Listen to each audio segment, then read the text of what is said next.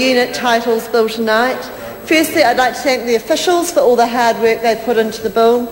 It was quite a complex bill, and with a lot of submitters that came in, they raised some very valid points actually, and we did make significant changes to this bill in the select committee process, and I'd like to thank the officials for their work because they articulated back on paper to us in the bill as to how we could implement those changes.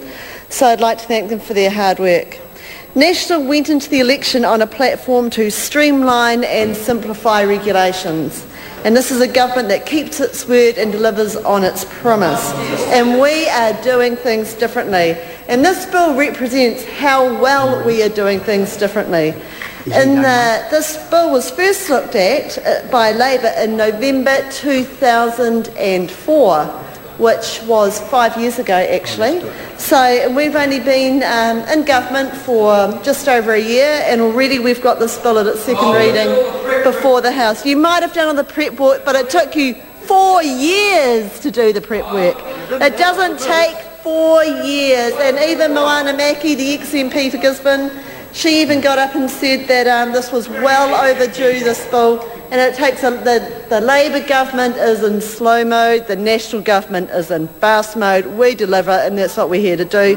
And that's what you're seeing when legislation goes through this House. The initial Titles Act 1972 was when it first came in, and it was really designed for small flats, townhouses, and over a period of time New Zealand has developed, our society has developed, and we have much bigger complexes now, much more stage development, multi-level developments, and it's got very, very complex.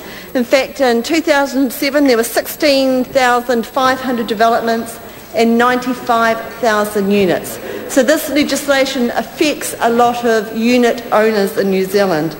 And not only that, by the year, in 50 years from now, it's estimated there's going to be 500,000 people, 500,000 people, living in units in New Zealand. So that's quite significant. So it's important that we address this piece of legislation now. This bill will provide a broader and more adaptable way of setting up and managing multi-unit living. While I'm only taking a short call on this today, it was my pleasure to stand here and support this bill, and I look forward to the committee stages. Thank you, Mr. Speaker.